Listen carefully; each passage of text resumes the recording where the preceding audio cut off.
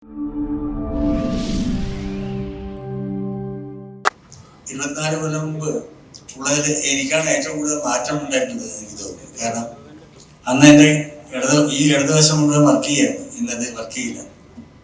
പക്ഷെ ഞാൻ എന്നെ ഭയപ്പെടുന്നില്ല.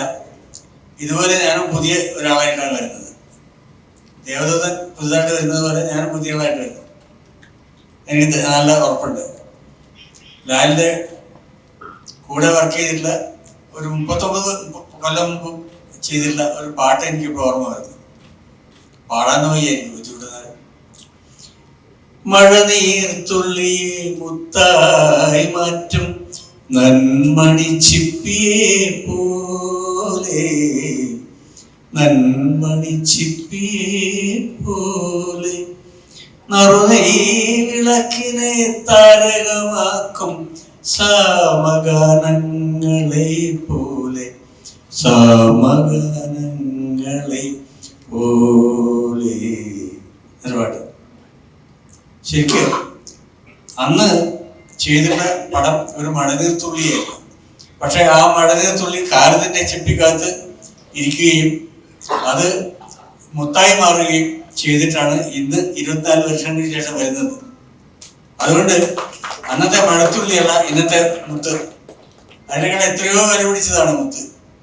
തീർച്ചയായിട്ടും ഇത് സിബിയുടെയും പിന്നെ ഇവരുടെ ഞങ്ങളുടെ എല്ലാവരുടെയും പരിശ്രമം കൊണ്ട് ഉണ്ടായിട്ടുള്ള ഈ സൃഷ്ടി കൂടുതൽ കുട്ടികളുടെ പുതിയ തലമുറയിലേക്ക് വരട്ടെ, പടരട്ടെ എന്ന് ഞാൻ ആശംസിക്കുന്നു. എൻ്റെ പാട്ടുകൾ നിങ്ങൾ ധാരാളം കേൾക്കട്ടെ എന്ന് ഞാൻ ആശംസിക്കുന്നു. പിന്നെ ഒരു കാര്യം, പല കാര്യങ്ങളും എനിക്കിപ്പോൾ പുതിയത് തോന്നുന്നുണ്ട്. ഞാൻ താഴത്തുനിന്ന് സിബിയുടെ കുടുംബത്തിനെ കണ്ടപ്പോൾ ഞാൻ പെട്ടെന്ന് ഓർക്കുന്നത് ആലുവ പള്ളിയിൽ വെച്ച് സിബിയുടെ മാരേജാണ്. ഇതുപോലെ ഓരോ ആൾക്കും ഇപ്പോൾ നമ്മുടെ അദ്ദേഹത്തിനെ കാണുമ്പോൾ ചിപ്പിയാണ് എനിക്ക് ഓർമ്മ. ചിപ്പി എൻ്റെ പടങ്ങൾ 2 പടങ്ങളിലാണ് ഞാൻ വർക്ക് ചെയ്യുന്ന പടത്തിൽ വർക്ക് ചെയ്തിട്ടുള്ളത്. രഞ്ജിത്തിന്റെ അന്ന് രഞ്ജിത്തിന്റെ കുടുംബമായിട്ട് വരുന്നത് നമുക്ക് അറിയില്ലല്ലോ. അന്ന് കല്യാണത്തിന് പോലും എനിക്ക് പോകാൻ പറ്റിയില്ല. അതൊക്കെ ചിപ്പിയോട് പറയണം. കാരണം അതിലും കുട്ടികളൊക്കെ വലുതായി.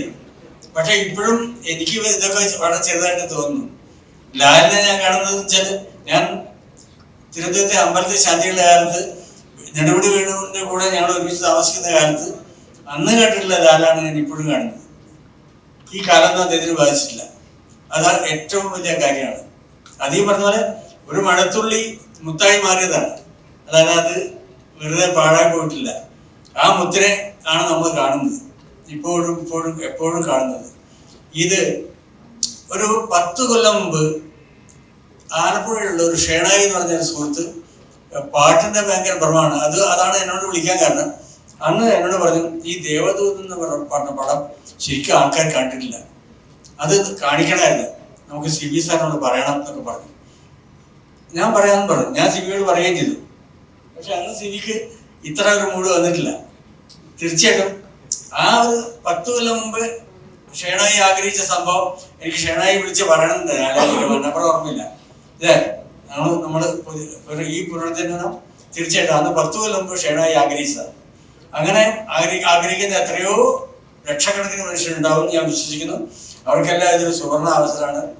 ഈ അവസരം എല്ലാവരും സ്വീകരിക്കട്ടെ എന്ന് ഞാൻ ആശംസിക്കുന്നു.